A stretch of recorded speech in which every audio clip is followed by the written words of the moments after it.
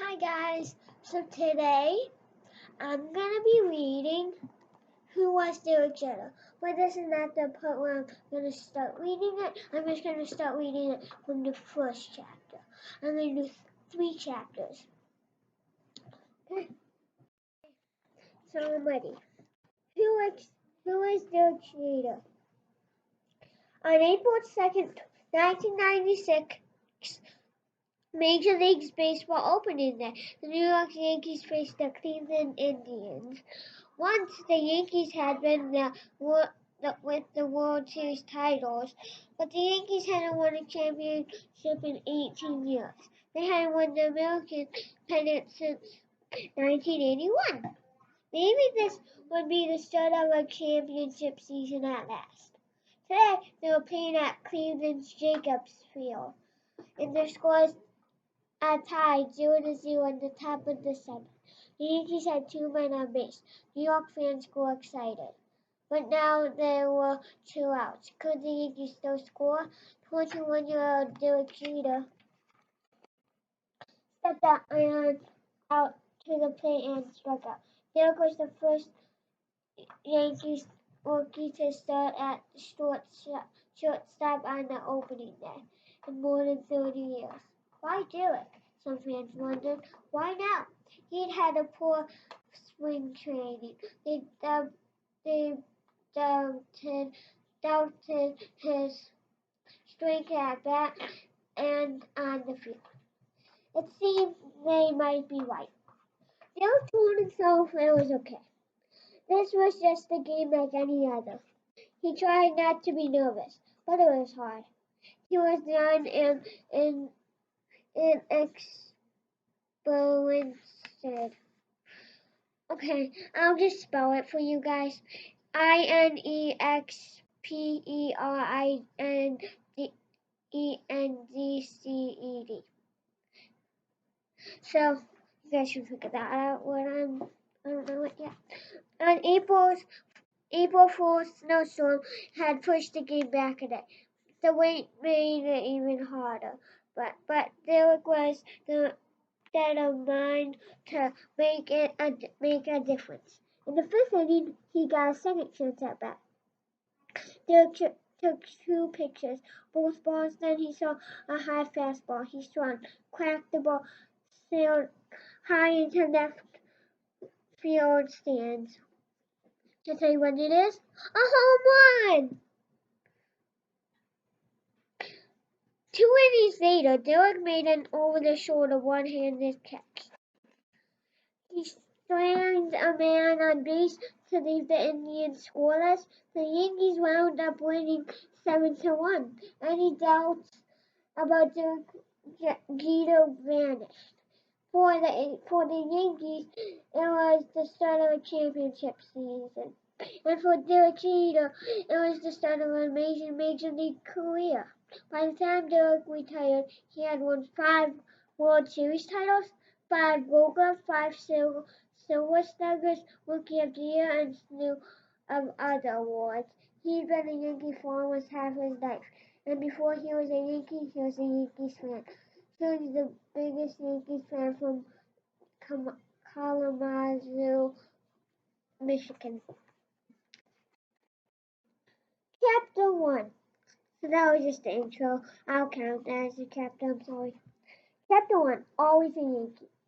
Derek Sanderson Jeter grew up in Michigan, but he was born on June 26, 1974 in Pequannock, New Jersey, and his parents lived in nearby West Milford, close to his mom's family. The town was just a car ride from New York City and Yankee Stadium. Derek's grandmother that was a huge Yankees fan. She grew up listening to games on the radio, hearing baseball greats Babe Ruth, Greg, Joe DiMaggio. She even waited online for hours to pay her respects to Ruth when he died, and his body was on view at Yankee Stadium. When Derek was 4, his family moved to Kalamazoo, Michigan. His dad, Charles, a social worker, was going back to college to get another degree. His mom, named Dot, like his grandmother, planned to work as an accountant. The move wasn't easy at first. Charles and Dot couldn't find a place to live. Landlords wouldn't rent to them. Why? Charles, Charles was black and Dot was white. Derek's dad had grown up in Alabama with his mother and 4 sisters. Back then in the South, black people lived in a separate world from the white people. That wasn't by choice, it was how white people wanted it. They wanted to keep black people apart or segregated. Charles had to go to all black schools, drink from water fountains that were for blacks only, and eat different restaurants than whites eat at. Dot from New Jersey had a big family, with 13 brothers and sisters. She met Charles and Julie when they were in the U.S. Army and fell in love. Not after long, they decided to marry. Every summer, the Jeters took Derek and his younger sister, Charlie, to visit their grandparents. The aunts, uncles, and cousins were all big Yankees fans. Derek became a fan too. He always loved baseball just like his dad. Derek knew that Charles had played shortstop in college. He'd seen his dad's scrapbook filled with photos, and he watched his father play softball games in Kalamazoo. Derek wanted to be like his father. As soon as he could, he joined a t-ball league. Derek couldn't get enough of the game. He wanted to catch the ball and hit whenever he could. For years, he tried on his uniform the night before a game and played around the house, checking himself in every meet. When Derek was 6, Grandma Dot took him to Yankee Stadium. It looked bigger than anything he'd ever seen. What would it be like to be a Yankee? He wondered. Well, if you were a Yankee, that would be awesome. They're like the best team. Kalamazoo wasn't far from Detroit and Tiger Stadium, so back home in Michigan, Charles took Derek to see the Yankees play the Tigers. Of course, Derek rooted for New York. Charles, though, cheered on the Tigers. Growing up, Derek's father had hated the Yankees. The team was one of the last all-white ball clubs.